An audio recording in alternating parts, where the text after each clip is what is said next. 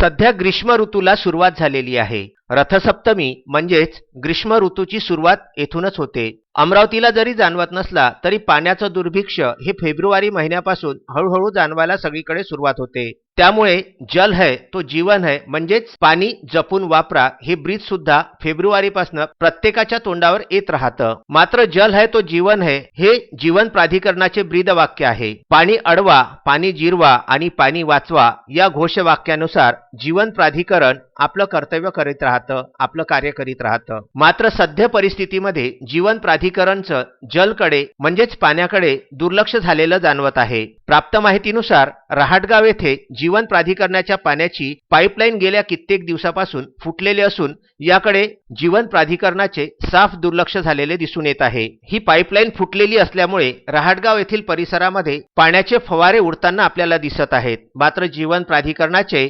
याकडे साफ दुर्लक्ष झालेले दिसून येत आहे आणि हे दृश्य विदर्भ न्यूजच्या कॅमेऱ्यामध्ये कैद झाले आहे. रहाटगाव येथे पाईपलाईनचे पाणी तेथीलच राहत असलेल्या नागरिकांच्या घरामध्ये शिरत आहे. आधीच कोरोनाच्या पार्श्वभूमीवर आजारांचे थैमान सुरू असताना नागरिकांच्या घरात शिरलेले पाणी हे त्यांची डोकेदुखी ठरत आहे. त्यामुळे नागरिकांना अनेक आजारांना सामोरं जावं लागत आहे. अनेकदा फोन करून सुद्धा जीवन प्राधिकरणाने याकडे आपले दुर्लक्ष केलेले आहे. या पाण्याच्या साचलेल्या डबक्यांमुळे डासांचा हैदोस सुद्धा मोठ्या प्रमाणामध्ये वाढला आहे.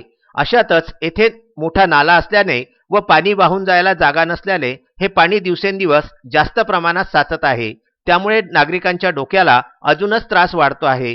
यावर जीवन प्राधिकरण यांनी लवकरात लवकर उपाययोजना करावी, अन्यथा आम्ही रस्त्यावर उतरून आंदोलन करू असा इशारा सुद्धा रहाटगाव येथील नागरिकांनी दिला आहे. विदर्भ न्यूज करिता राहुल टेकाडे यांचा वृत्तांत.